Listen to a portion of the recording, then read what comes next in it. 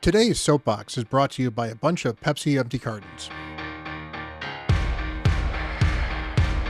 Hello everyone, Bront, CatHerder here, and we're having some fun talking Raid Shadow Legends, and I want to thank Raid Shadow Legends for sponsoring this video. Little they know they would be sponsoring their own roast here to some extent, but I want to give them a fair and interesting perspective on some of the interesting drama that has happened very recently, as well as talking about when Raid has been at its best and when Raid is, not been at its best. And unfortunately, over this Teenage Mutant Ninja Turtles event, we have seen both the good and the bad for Plarium for quite a while. So I want to talk about it a little bit. There's not going to be a lot of actual Raid gameplay on here, although maybe I'll run some arena or something like that in the background. But we have a lot to talk about. Now, the Teenage Mutant Ninja Turtle event has been a success. It has clearly been a success. I know, for example, my views have been up when I talk about the Turtles. Not that you guys need to know a lot of the inside of what's going on with me, but I'm certainly excited to talk about the Turtles because you guys seem to like it. I think they're fun champions. I think the content is fun. And overall, I think there's a lot of people that like the Turtles, both for being turtles as well as the actual champions that they end up being. So some of these champions are interesting. They are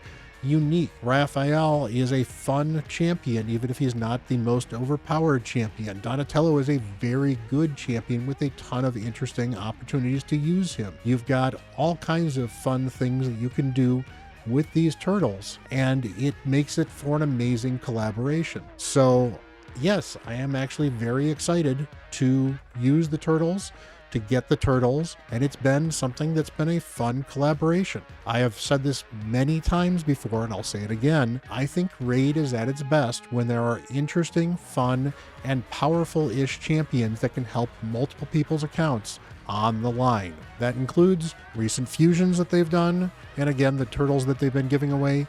Even Shredder and April. Not amazing champions, but April, for example, I expect her to do a lot of really good work here on my free-to-play account. I do actually have her. I have not done much with her yet because I've been busy doing a bunch of other champions, but she is going to get some work done on my account, and she is looming over my head. Ooh. And, once I get her, some working around, I'll have another speed aura, which is going to be great for this count. I don't have a lot of arena speed auras, so that's going to be a good arena speed aura on a champion that can help me where I'm at in arena, and that's going to be fun. Again, I'm looking forward to building Rosin. Rosin is far from a great champion, but he will help me speed up some of the things I need to do in Lizard faction, giving me some actual damage where I'm currently lacking right now, where my biggest damage is Venomage, which is okay for normal, but not going to be good enough for hard. Again, Godseeker is going to be very good for all kinds of fun content, including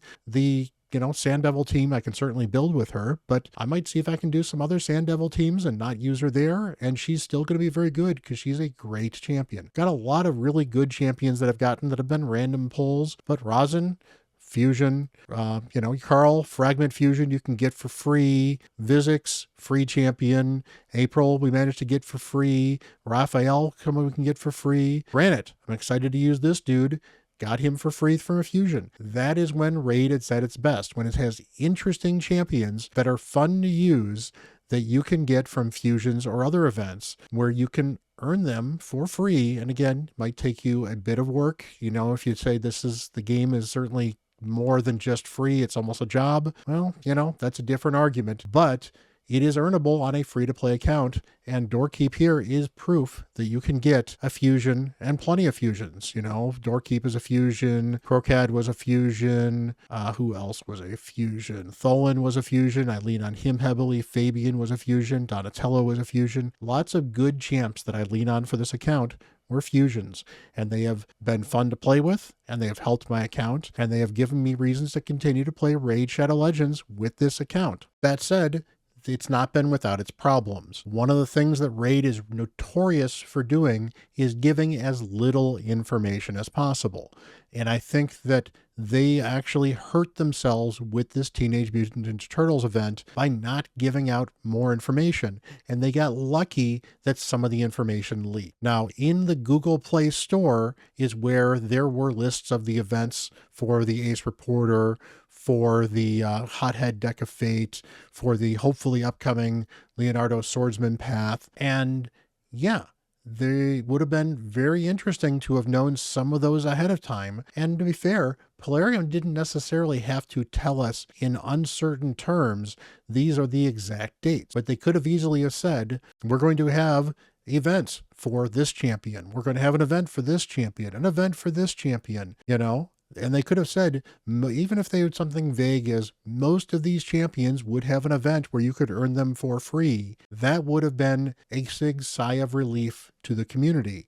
Instead, we had to play this huge guessing game. And to be fair, I've stoked that a little bit. I've had videos on saving up for the turtles. It's actually one of my best videos I have ever put out, was one on saving up for the turtles and what some of the math was going to be like for some of these events and fusions. I was a little off on the Raphael one where it was a little more expensive, but I did warn that it could be. So it wasn't as expensive as I thought it was going to be, but it was in the realm of stuff that I threw out there. And the Leonardo event, we again don't know how expensive it's going to be. It could be more expensive than I expected. I expected around 20 to 22 sacreds for Leonardo. I would not be surprised if it's actually closer to 25 to 28 for just him and another 15 for his soul. So probably 40 sacreds, or the equivalent of 40 sacred points for a soul and Leonardo in a path event is what I'm kind of expecting at this point in time. And that's fine. You know, these events are supposed to be fun.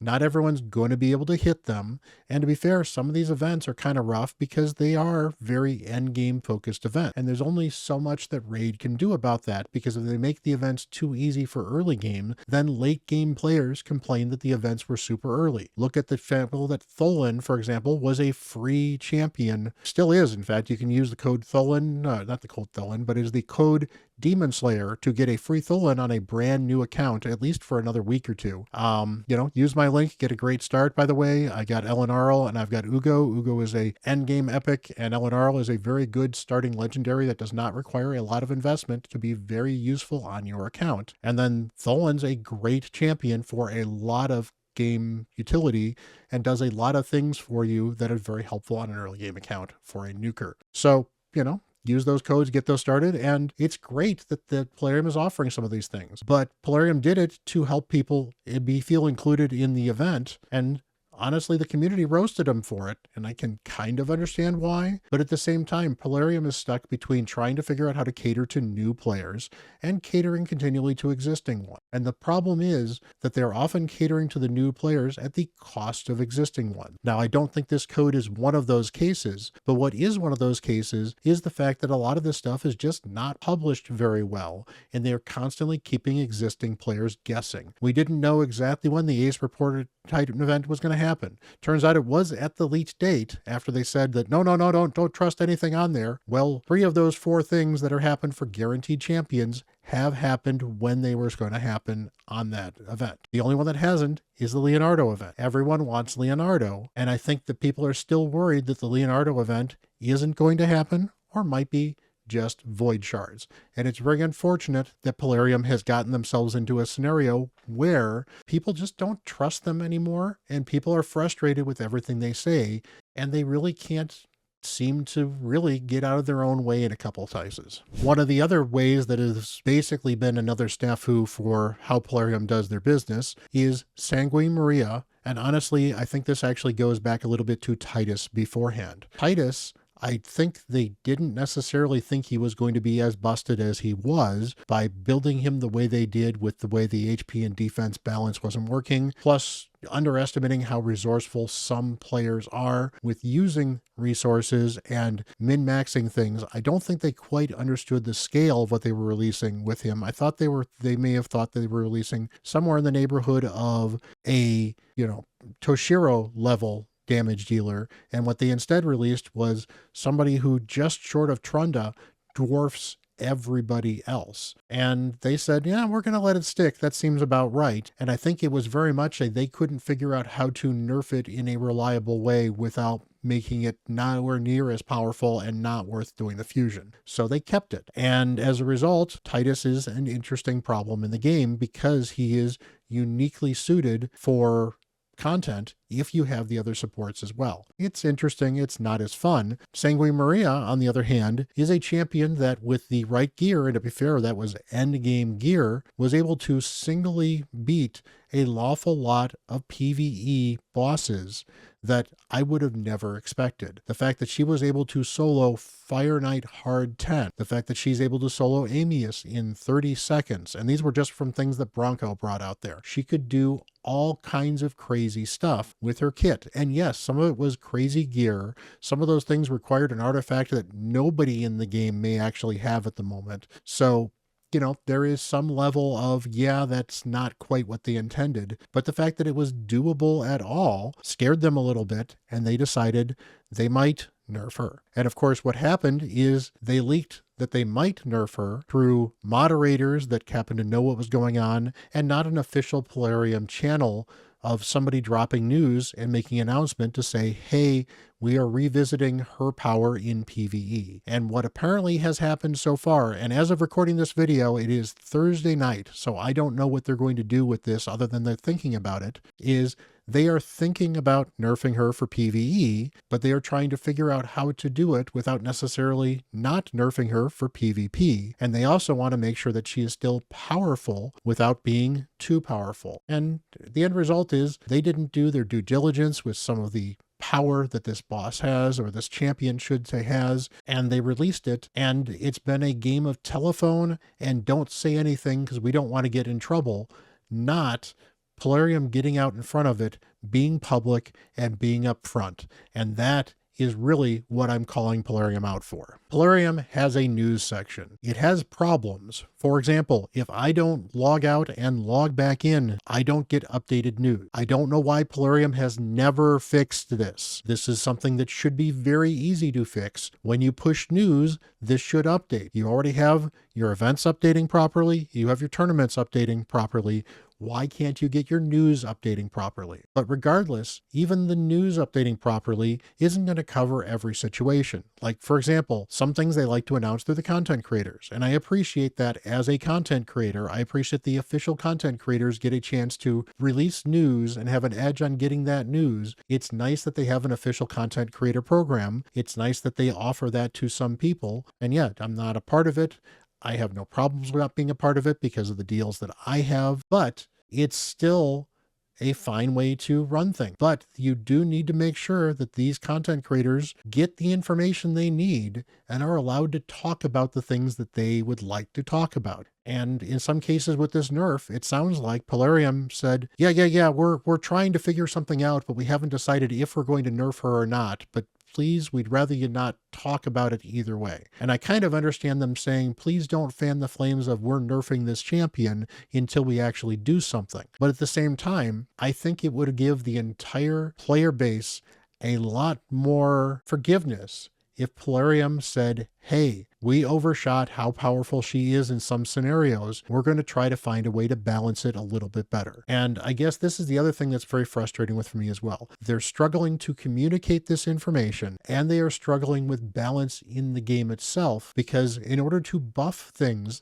that honestly need buff to be relevant in 2025, and we're not talking about them being top tier, we're talking about them being relevant. It's taking them months to do 2 champions a month, only 2 legendaries, which means those epics that, you know, are kind of fun to use, especially nice in cursed city areas, for example, are never seeing those buffs. We're just going to get slowly but surely slightly better epics, and about half the epics we get are void epics at this point in time, because it seems like every other fusion that needs an epic is either a void epic or a void rare, because they are trying to make one of those 2 void because they don't want both of them being pullable from shards for whatever reason. At least that's kind of the opinion I get for why they're doing it that way. Plarium could do a little bit better with balance, could do a little bit better with proactive balance, and that includes occasionally dropping the nerf. I think there's a couple of champions that people would not be too terribly upset if they made slight changes to slowly bring them back into the realm of around other champions. And honestly, on the low end, there are plenty of really bad legendaries and epics and rares, and I'm not going to worry about the uncommons and the commons, they're just food. But some of these champions could use just a little tweak here or just a little tweak there. The rares, maybe not so much. For the most part, the rares are in okay shape, other than I think the void rares probably need a little bit of love for many of those void rares. But for the epics, there are plenty of epics that are unusable to this day, and some of them are champions that you get guaranteed at the login, and that's really kind of unfortunate. And then on top of that, what happens if you don't have the legendary that gets buffed? Well, you're not really affected, or in fact, maybe you're negatively affected because the buff is really, really good. On the other hand, not every buff has been a banger buff. Some of these buffs have just been okay, so they're not really affecting too many people, other than it's now, oh, that champion is not as bad as they used to be when you pull them, and they're still not a champion you're super excited to pull. One of the things that's been fun as a free-to-play player is I have had the opportunity to be excited over pulling regular champions. So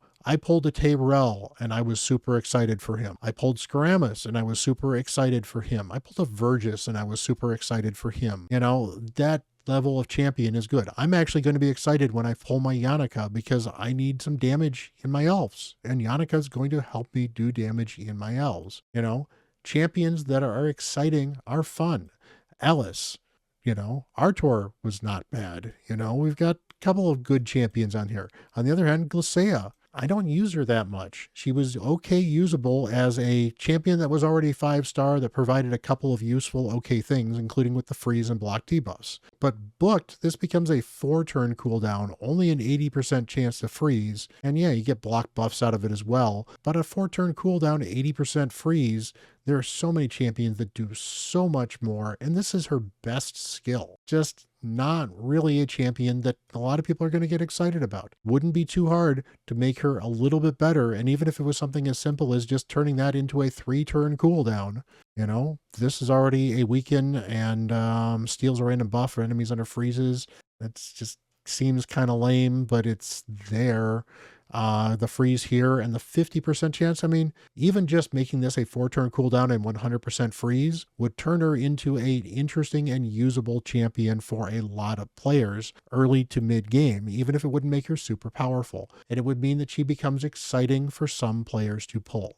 And that's really where, again, when Raid has good champions on the line that are accessible, that is when Raid is at its best. And I understand not every champion is going to be the best of the best. And in fact, they shouldn't be. And to be fair, having some champions being better than others does make for a more interesting and more fun, and to be fair, slightly more addicting gameplay of the gambling of what am I going to get from here and what can I get from these guaranteed events that I can run. But Plarium, be better with your news.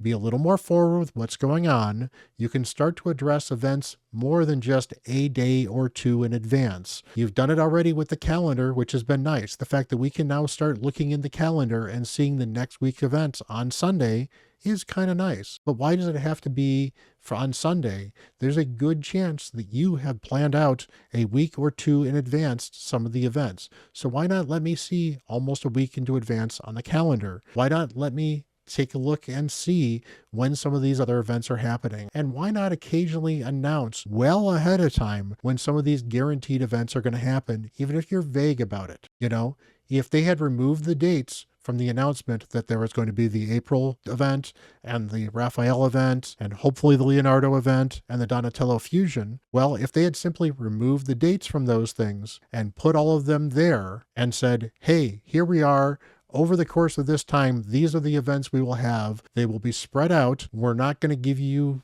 you know, a warning of exactly what date they're going to happen right now, but we will tell you, you know, a few days in advance or a week in advance. I think they would actually garner a lot more interest and respect in the community overall. There's a lot of people that are getting frustrated that are ready to leave because they're very sick and tired of waiting for that Leonardo event because they're not even sure they can believe it's going to happen. On top of that, you have people choosing to not do parts of the game because they know the event's going to happen, but they don't know when. And that's, I think, one of the things that Plarium absolutely missed the mark on. I think they would have been absolutely amazing to have had last week be the event for Leonardo. Actually, I shouldn't say last week. This week, have the event for Leonardo this week during a CVC that was a personal rewards that was at the end of the April Titan event, and people had just gotten Raphael as well. And, you know, for me, that helped propel me to number one in my clan in earning a ton of points for my clan. I got 330,000 on my free to play because I invested a ton of resources in building and booking champions and getting champions and pulling champions. And I probably could have gotten 40,000 or more if I really, really wanted to, but you know, I didn't have to. And you know, I still had some fun, but I absolutely would have yeeted a ton of shards. And it would have been a fun event, and it would have encouraged people to spend because, hey, people would have actually spent for a Leonardo event. And on top of that, hey, look, I'm double dipping and I'm getting clan vs clan points. So I can actually pull some of these things as well. Ooh, look, all these points that I'm getting from this stuff, I'm getting other cool champions as well, pulling some shards. You know, you could have built up a lot of goodwill doing it during a CVC that I think they missed out on by trying to maximize spreading everything out and being vague about when things are happening. And that caused the problem that we're already having right now with where they had to actually finally publicly say that the next Path event that's happening on Monday is not the Leonardo event. It could be an April Soul event. It could be a Raphael Soul event, although I thought they had a tournament for Raphael Soul at some point in time, so maybe they aren't. I don't know. It could have both of them as well as fragments for this fusion. It could have all sorts of other things. Or they could, in the Swordmaster path, have fragments and souls for the other champions as well. Who knows? But Plarium really could have done much better by communicating, and despite what I think that they're worried about, where people are going to save up resources and not spend because they are waiting for specific events that may or may not have been announced far in advance, and I kind of get that, I think they are missing out instead by spacing everything so far apart, making it very adversarial, and getting it to the point where people are skipping things and learning to sit around and wait rather than actually playing the game and spending the resources because they're waiting for the event that they really, really want to have happen. And I think Plarium could do just a little bit better by being a little more open with it and talking with us, the players. So guys, let me know what you think. Let me know what you think about these little rant videos. I don't like to do them too often, but when I have something I want to get off my chest, I really want to get it off my chest, and I want to let you guys know that despite the fact that this is a sponsored video, I am free to criticize Plarium, and as long as I criticize them fairly, I think that's the right thing to do. I want to make sure that I call everyone out, be open and transparent about it, and make sure that they understand how we feel both as players and honestly as content creators, particularly for content creators that are not the official CCs. It is very frustrating to be so in the dark that we're guessing on events. And while that's great for us fishing views here and there, that's frustrating to us because we're constantly trying to guess. It makes us look silly when we guess there's an event and it turns out there's not. And on top of that, it's very frustrating for you, the viewer, when we're constantly guessing on events and telling you, oh, this content creator said this and this content creator said that. And then I can drop a video and then 10 minutes later we get actual news that validates my video. It seems silly. Plarium can do better. And you know, let's keep asking him to hold up to a higher standard. So hit that like button and hit that subscribe button if you want to see more rants like this, if you want to see more content. I usually do guides and deep dives and just like to make fun videos and like to blog my experience with my free-to-play quite a bit as well. But, you know, appreciate you guys sitting through this video. You guys have a wonderful, wonderful day. And, you know, hopefully you get the new fusion. If you're going for the new fusion, hopefully you get Leonardo if and when that event happens, which it really should. And honestly, at this point in time, it makes the most sense for them to do it next week because that would be right around Halloween. That would be in the beginning of November. And once the event is gone, which is very shortly after that, the event is gone. And it does not make any sense for me for them to do a Leonardo event when you cannot get Michelangelo anymore at the end of November, or at the end of October, I should say. So regardless, appreciate you guys. Have a wonderful day. I am Bront, CatHerder.